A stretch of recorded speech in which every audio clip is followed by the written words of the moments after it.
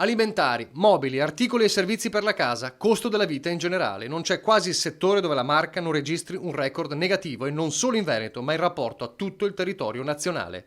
L'analisi dell'Ufficio Studi di Confartigianato Imprese Veneto ha rielaborato i dati Istat tra febbraio 2021 e febbraio 2022, esaminando il trend di 10 gruppi di prodotti e servizi per oltre 230 prodotti.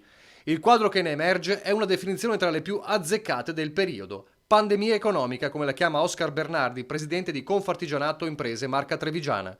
L'inflazione, spiega, sta portando alla diminuzione del potere di acquisto della popolazione e mettendo in crisi le imprese, strette tra la morsa delle tasche vuote delle persone e l'incredibile aumento dei prezzi delle materie prime e delle bollette. È evidente che la provincia di Treviso ha un record che è quello delle esportazioni, ha un'economia collegata anche con l'estero e quindi per fortuna quella ha tenuto. Però questa ci comporta magari dei costi superiori rispetto ad altre province, perché evidentemente noi abbiamo magari consumi energetici, abbiamo tipo di produzione, abbiamo tipo di collegamenti lunghi e quindi i costi sono in più.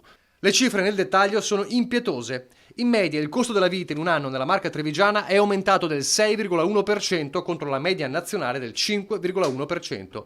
Nel comparto alimentare, Treviso a febbraio 2022 è stata la peggiore in Italia, con un aumento dell'8,6%, quasi il doppio della media nazionale. Record di aumenti anche nei mobili, articoli e servizi per la casa con un più 5,3%, altro peggior risultato italiano. In termini assoluti il picco di aumenti spetta al sistema casa, colpa del caro bollette che ha fatto schizzare in alto i costi di ben 28,4% a Treviso contro il 27,8% del dato medio italiano.